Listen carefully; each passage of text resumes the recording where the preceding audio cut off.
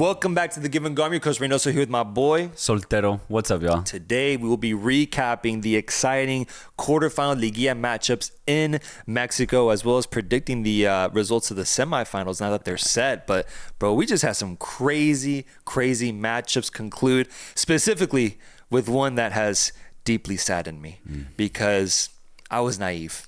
I was naive to believe that this beautiful Necaxa project that got 5th place in the standings this year and has been playing beautiful football was just minutes away from pulling off a historic result away from home at Tigres' stadium, up 2-1, minutes away from qualifying to the semifinal to face off against Toluca with ballers on their team, with golazos scored in this game.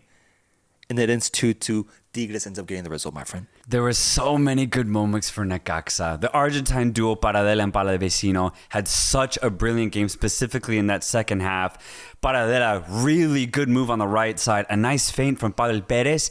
The ball lands to Palavecino, and he puts in, for me, goal of the liguilla so far. A gorgeous curling effort that flies past Guzman into the upper 90.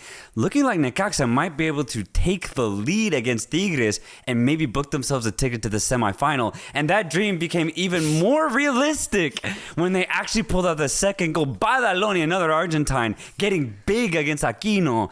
And at that point, I actually thought Necaxa were going to pull off the impossible here. Yeah. But then, around the 85th minute, I said to you, wait, I looked around the crowd and I was like, oh, wait, no. We're in Tigres' home. Yeah. We're in Monterrey. Yeah. This is Tigres we're talking about. Yeah. And once I saw Nahuel Guzman go into the box, I knew something crazy was going to fucking happen, man. And that was 10 minutes later, around the 95th, 96th minute, after they got 8 minutes added on. Guzman gets his head on the end of a ball, sends the ball in. Cordoba comes crashing in. Ball bounces. Goalkeeper can't really get his hands on it. Pops out. Shot comes in. Goal line clearance. Goal line save from the defender with his chest out. Ball comes back to the goalkeeper. He can't possess it. Loses control. His own defender, it looks like, pokes the ball out of his hands. Lands in whoever's Tigres offensive player was. And it just somehow crawls itself into the back of the net. Tigres ties the match. Yeah. Yeah, man. I mean, that was my reaction. I just couldn't believe it. But at the same time, I've seen it over and over again for the last 20 years. But this was ridiculous. Tigres, no. Tigres figure it out. No. Tigres always figure it out if they just need one goal. Yeah. And they just need one last-minute goal, specifically against teams that aren't better than them. That's when they really thrive. If this was like a Cruz Azul, if this was an America, I don't think Tigres pull this off. But against Necaxa, who famously have a pretty open defense, this is how Tigres do it. And they go to the semifinal instead. I always get weird sentiments here because the game ends tied on aggregate. But, you know, the advantage goes to the higher-seeded team. I like that. I like that personally. I think that's how the MLS should do it, man. I don't like it because you get 2 bites at the cherry per season. So since you get 2, you don't need that extra advantage because Tigres don't need 2 bites at the cherry. They just need 1 because they always have so much more money than their opponents. Necaxa needs 2 bites at the cherry. They need that. So I think it's just harsh that they go toe-to-toe with Tigres, score 2 goals away from home, don't lose, don't go to extra time, don't lose on penalties, but can't go to the semis. No. But I just think that's harsh. But I like that it makes the regular season worth it. It makes those games actually matter, bro. That's been my problem. That's our main issue with the MLS, man. That the games don't matter until you get to the playoff. And I like that Liga MX actually prioritizes that and rewards the teams that do well in the regular season. Granted, Tigres had a better season by just, a few points. It wasn't by a lot. So this really was a tight matchup that I do think I would have loved to see go into either extra time or penalties. I just am ultimately okay with the result, knowing the rules of this league. Regardless, Tigres showcasing once again kind of the same sentiment I had towards them in the CONCACAF Champions Cup, that I still don't think they have a great team. I don't think they have a team that is equal to the bright sides that we saw from them in the past 5-10 years with Pete Gignac. And that's okay because this Tigres team does have grit. They have experience, and my God, they have the best crowd in Liga MX. So when they have that crowd on their side, anything is possible, like what we saw today. In terms of what I see on the field, though, I'm not convinced, bro. I'm not convinced when it comes to considering them as a Liga MX champion. I think ultimately what carried them to the result today was individual moments. Diego Lainez had a good 50, 60 minutes where he was electric on the wings. Osiel Herrera also found success on the wings as well, and that's kind of how they found their goal with Diego Lainez spinning the defender. Nice ball in. Bruneta finishes it. But for the rest of the game, bro, Necaxa was actually taking it to him, bro. They generated way more chances. And I mean, we're 2 minutes away from pulling off the result. I think this Tigres team leaves me with a lot of questions, a lot of things to be desired when I compare them to other teams in this league. So best luck to them in the semifinal. They make it through here, but I'm worried for them going forward. Yeah, I'm with you. I think the positives of Tigres is just their central defense. Joaquim, Purata have been fantastic all season long and also in the Champions Cup. Romulo right in front of them, defensive midfield, and then obviously Nahuel Guzman. They keep Tigres alive. They make it hard for their opponents to do anything. They're very physical as well. And that's pretty much all I can say about Tigres, because when you look at their offense, it's just not pretty. It really relies on individual moments from maybe a vintage Lainez move, but those are very few and far between. Or maybe Osiel Herrera, but even Herrera's pretty non-clinical when he gets in those spaces. So for Tigres, it really is just about putting bodies into the box and maybe trying to get a little lucky like they did on the Bruneta goal. So Tigres being champions, I don't see it. I'm just saddened for Necaxa, man, because moments before that crazy sequence happened, Rosero had an opportunity on the counter. The man gave everything for 95 minutes straight, heart and soul. He had good moments, bad moments in this game, and unfortunately this was a bad moment for him because he just couldn't finish it. He had done all the hard work in the build-up, couldn't put it past Nahuel Guzman, and I'm just saddened, bro. I'm just saddened because I'm thinking about those Necaxa fans in Mexico right now who really believed for a second, for minutes, that they were about to go through to the Final Four at Liga MX. Dream is cut short, and it's cut short very harshly, bro. Brutally. It's brutal, man. I bet people were trying to load the page to start buying semifinal tickets. Type shit. Yeah. Type shit. People were thinking celebrations in the square type. We were ready to leave the house and celebrate, man. Scream at the top of their lungs. Yeah. Tigres gets the result to go through to the semifinal. Let's recap the other matches that happened today. We had Cruz Azul qualified through with a really interesting match that ultimately was given away from this Leon team with just mistake after mistake in that back line. The final mistake being the death blow here with a ugly own goal. Completely takes Leon out of this match. Cruz Azul wins 2-1 today, but on aggregate it's 5-3. And Cruz Azul, at the end of the day, rightfully goes through.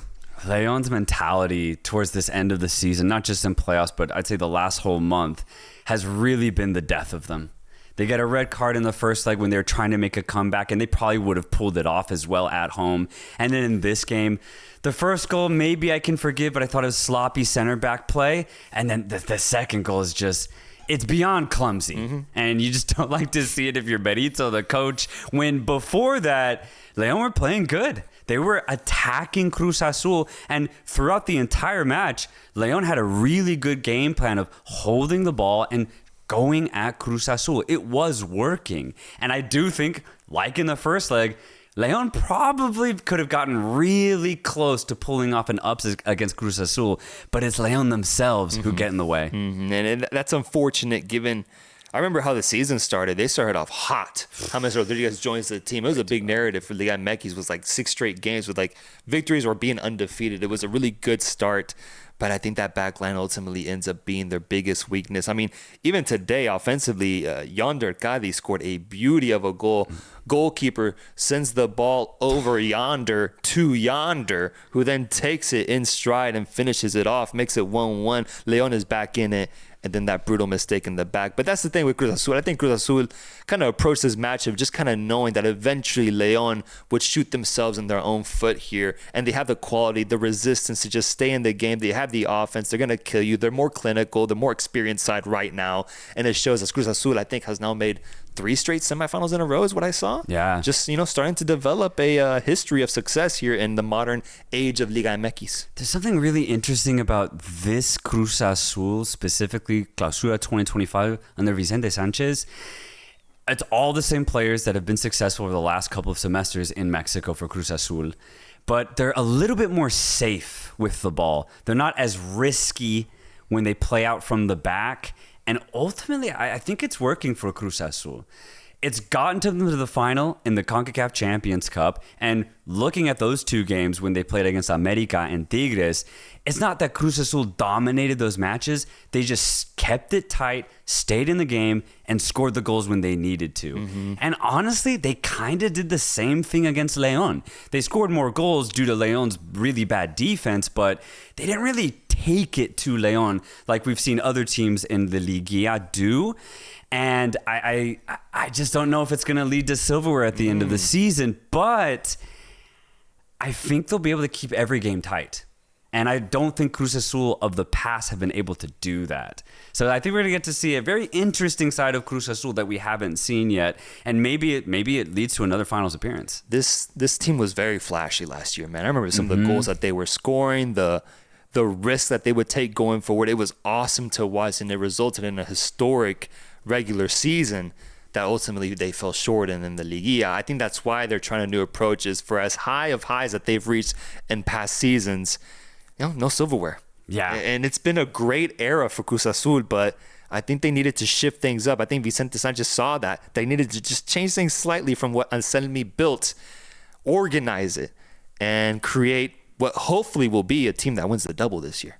And I think that's in the cards, bro. I really do. I'm not going to rule them out from potentially lifting the Liga MX trophy here, because I am interested in what this new variation looks like, especially since they're set to face off against America in the semifinal, which we will preview at the end of this video. But that's a team that they just defeated in the CONCACAF Champions Cup. And so let's go over to America, who at the end of the day pulls off a very straightforward result against Pachuca, defeating them 2-0 behind one of the best Liguilla risers. I hear that term of playoff riser in the NBA. Playoff riser, Donovan Mitchell, Jalen Brunson, those big names where they might not be as good in the regular season, but once the playoff comes, the bright lights are on them, they show out. I think Sendejas is Mexican Jalen Brunson. 2 world-class goals against Pachuca. World-class. Completely took Pachuca out of this. You're scoring goals like that, you're going places, my friend. So. I think you're going to the final, or at least going to give Cruz Azul everything you've got. What beauty from Sendejas. And for Pachuca, after the red card from Idrissi, there's just absolutely no chance for the entirety of that second half. America closed it out pretty simply. They were the better team in the first leg as well, though they couldn't really get the goals. And that's kind of been America's problem lately in tight games. They don't really score as many goals as they once have. But this is America. And you talk about playoff risers. I mean, you can kind of apply that to America as a club in general. When they reach the playoffs, America all of a sudden can turn it on, go all the way to the final, and maybe lift a 4th straight trophy. Yeah, man, that's true, because you said 4? Yeah, bro. Jesus Christ, man, it's scary. Jesus. I'm feeling that same air. The air I'm starting to breathe, it's giving me the same nostalgic feeling I've felt these past 3 seasons with America winning the trophy. Yeah. Especially the way I saw Sendejas play. I'm like, damn it, bro, I saw this last Liguilla, man. And it kind of has happened the same way, the whole story for America this whole season, where, a slow start to the year, they still finished like in the top 3, and I thought they would wake up with a Champions Cup appearance, but I think ultimately the absence of Henry Martin played a big role there, and also it just wasn't time yet for them to wake up. It's Liguilla time now, brother, and I get scared for what this America team can do with basically the same squad once again, looking to get not 3 but 4 trophies in a row. It's scary because we're all aware of what they can do, and there really is no extra analysis to give here outside of what they've shown us for the past 3 years, with just absolute dominance in this league. For Pachuca, though, given that they end up getting knocked out here, this is a Pachuca team that was representing not just Mexico, but CONCACAF at a Club World Cup not long ago, and did pretty well, honestly. What's happened since then? Is this a slight downfall? Did they peak? Is this just kind of what is going? Like, I'm looking at the squad. I'm not very impressed. I feel like they've lost some good pieces. Yeah. And Almada looked frustrated on the sidelines. Like he was trying to figure out how to max out this squad, and even maxed out. I don't know if this team can really do anything special. Yeah, Micolta's been injured. I think that was a big miss. The Ecuadorian center back was really, really good last time out. Was really good in the Apertura. Also, they lost Nelson De Osa, the Colombian maestro. to Monterrey this season. I think he's a big miss since he's just so crafty, so good on the ball, but he can also be very offensive too. That's a player you just can't really replace. They did get John Kennedy, but he was on the bench today. Dude, crazy. So what's the point of getting him? I mean, what's up with him too, man? That too. What's going on? Yeah. Great point. But I just think in general for Pachuca, they just don't really have the players, as you pointed out. I think they need to get better midfielders to link up with their offensive line because, Rondon and Idrissi are really good, actually. They're probably one of the better offensive players in the entire league. Yeah. So they need somebody to combine with. When you look at that midfield, there's nothing. Yeah, that's true, man. That's true. And there was time when they had Eric Sanchez and Luis Chavez in that midfield at the same time, man. The golden days are gone. They're gone, and America ends up going through. The last matchup we had was a banger. It was a banger with Toluca facing off against Monterrey. Toluca, the top seed, finishing in first place in the regular season, going into the liguilla, and they get put into a goddamn situation. 20 minutes into the game? Red card, down a man, and down a goal. Yeah, it was a little rash from Helinho. I also think a little unlucky. I really do, but it is a red card. It's 100% a red card. And at that point, I was just like, damn, number one seed Toluca are going out in this stage because Monterrey played a really good first leg where they were clearly the better side. They dominated Toluca. Sergio Canales was dominating the midfield. Berterama was playing his best football up top. And if they just rinsed and repeated that against Toluca, who had one man less, this was Monterrey's. But then it was Alexis Vega. Who turns on the afterburners, goes straight at the heart of Monterrey's defense, somehow wriggles free, and scores an absolute banger. Yeah. And then the Nemesio Diaz was rocking. It was insane, electric atmosphere. Playoff riser, Alexis Vega. Yeah. Man. My God. The game he had after that goal was incredible because so much was asked out of that offense with him, Paulinho, after that red card. And Alexis Vega seemed to thrive in that situation. It was like, finally, I can be a little bit more selfish. I can rely on my own skills to kind of carry us forward offensively. And he showed out, bro. He was ridiculous on the ball. And I think his energy kind of infected the rest of this Toluca team because, I mean, for as long as they went down a man, at the end of the day, it didn't really seem like they were down a man with how well they played and how badly Monterrey was about exposing that, man. Yeah, Monterrey, man. This is my problem with Monterrey. It's kind of similar to Tigres. Outside of Berterame, they don't really have good offensive players. Tecatito is good on the ball, but he just doesn't have the pace. He doesn't have the accuracy that he once had. Ocampos is returning from injury. He's still rusty. He has to come off the bench. Outside of that, there's nobody else. It's just midfielders. So they don't have any true wingers, no true strikers. And this is the result you get when you need to apply pressure to your opponent. Monterrey physically can't. They can only play a possession style type of football. It works when it works, but again, when you need to attack a defense, they just can't do it. But credit to Toluca, man. Using the energy in the stadium to just go at Monterrey. And when Paulinho scored that second goal, the way he celebrated, bro, it was like he won the World Cup. It was like, oh my God. It was a beautiful scene to see. Toluca, pure ecstasy after that goal went in. And that's what's crazy because Monterrey did get a goal back. They got a goal back to make it 1-1 where they would be the ones advancing forward. Toluca was in a hole once again, needing a goal in that second half. And it was Paulinho through that corner kick where he was able to find the back of the net. But what frustrates me from the Monterrey's perspective is the moment that once Paulinho scored that goal and they had 20 minutes to respond, I don't think they generate a single opportunity that stands out to me. And that's up a man, dude. Yeah. And I feel like lately, dude, I've been getting this same type of energy from Monterrey in La Liguilla, man. They continue to fall short. No matter who they have guiding their team as a head coach, the millions of dollars they spend on these big name players, come Liguilla time, they're becoming perennial chokers, dude, in the 2020s at least. And it's disappointing because so much is being invested. They play in a beautiful stadium. They're a big team when it comes to that name brand. And they're falling short every single time, man. Yeah. They should have gotten through in this instance. It was gifted to them. It was gifted to them. They proved in the first leg they were the better team. They got a goal back and they could have just held on, really took it to Toluca, but they just went conservative. And then when they needed a goal, they gave nothing. And it's just so disappointing for Monterrey. I completely agree. But I just think for them, it really is a squad thing. I think they need to sell a couple of their midfielders, really try to get just wingers, or try to go get a number 9 to pair up alongside Berterame, fill out the squad, complete it. Because right now I think there's a lot of players just kind of playing general positions than having an actual identity. Mm-hmm. And with Toluca, you have players that stand out, X factors. Yeah. Alexis Vega, Marcel Ruiz was incredible in the midfield in this game. I think Toluca just had a better cohesiveness to them that I think showed in this match. So Toluca ends up going through, and let's preview these semifinal matches because I'm actually very excited about the matches that we're going to end up getting, because at the end of the day, it's the first to the 4th seed all going through.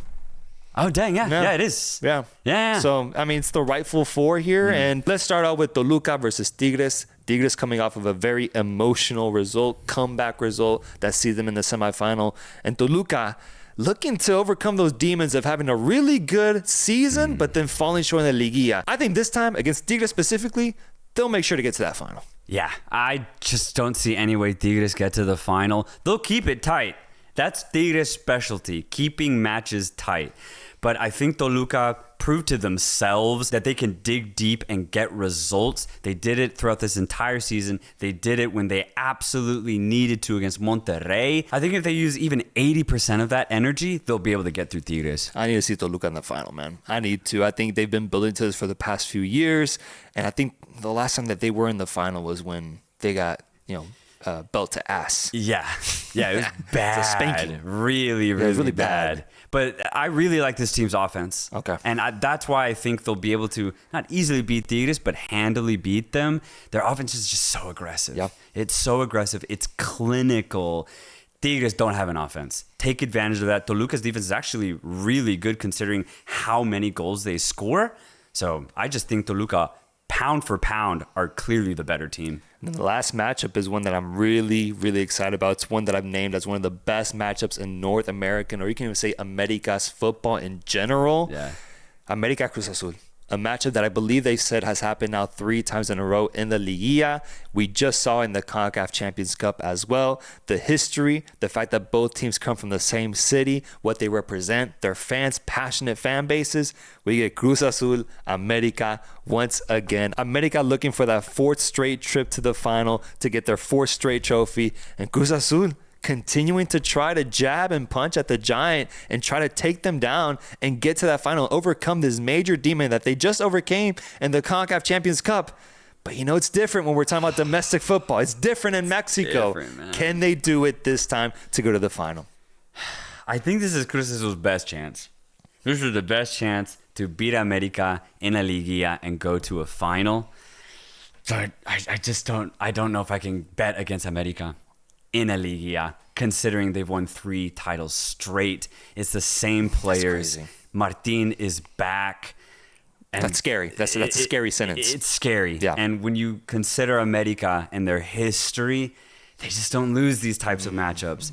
Cruz Azul, they haven't been scoring as many goals as we're accustomed to seeing, but they've been able to do the trade-off of actually having a really good defense. I actually don't see this as a very easy win for America, but I just can't go against them. I can't. This is Cruz Azul's best chance, but I'm going America.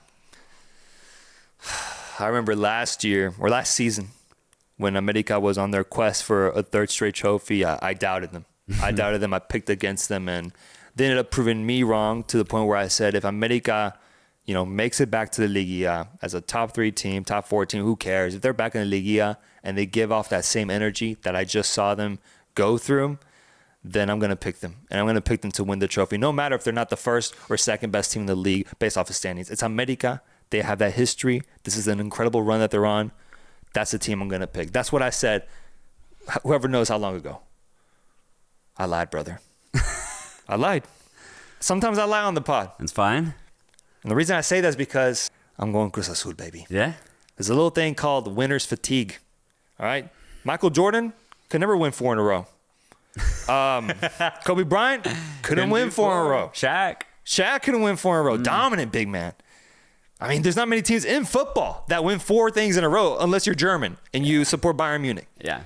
It ain't happening in Mexico, bro. It ain't. It's because the best team that has been assembled to take down this America team has finally come to fruition. You got the legend, the Toluca legend, Vicente Sanchez, guiding this team now.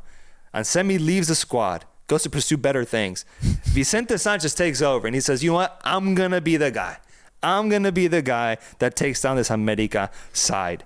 I mean, he hasn't lost to America yet. It was Anselmi who lost last year. That's the first thing I'm going to point to is winner's fatigue and the presence of a winner in Vicente Sanchez. Secondly, it's just a style of play. The way that we've seen them show out these past few months, it's been very, very positive. And my God, kind of like how Botafogo last year, I said, was the favorite to win the Copa Libertadores, but also domestically win the Brazilian League. I think Cruz Azul has that same sort of energy, man. It's been a long time. It's a team that's very well built, very cohesive, and they're not just going to settle for one trophy. They're going to go for two, my friend. They're going to go for history. And my God, can you imagine how highly we would think about a Cruz Azul team that takes on this America dynasty, plus a Vancouver Whitecaps side that's on fire right now. Vancouver's beating Cruz Azul. Nah, you're tripping. I'm just putting that out there right now. I'm putting it out there right now. We're going to do a preview of it later. Well, just right now, Vancouver's beating Cruz Azul. There's no double happening for Cruz Azul. I'm just putting that out there right now. If Cruz Azul does that, though, we're talking about a historic team, man. Yeah. And I don't want to be on the wrong side of history no more. I'm going Cruz Azul, baby. La Máquina Cementera going through to the final. I'm talking like they're about to win the championship, but this is just to go to the final. And who knows what happens from there. I have Cruz Azul winning, taking down America. It has to end at some point. I really do like it. Like I said, this is Cruz Azul's best chance. I thought America had winner's fatigue in the Apertura, and they still won. And given that this matchup is going to be super tight, I can't say winner's fatigue for America specifically. If this was any other team, I'd be like, yep, it's time for them to lose. Okay. But I'm sticking with America. I think it's going to be a nail biter, and it's going to be another liguilla classic, Cruz Azul America. But it's America to the final for me. Folks, let us know your thoughts on these matchups in the comments down below, and we'll be back for our semifinal reaction to recap all the crazy stuff happening in Liga MX. Till next time, peace.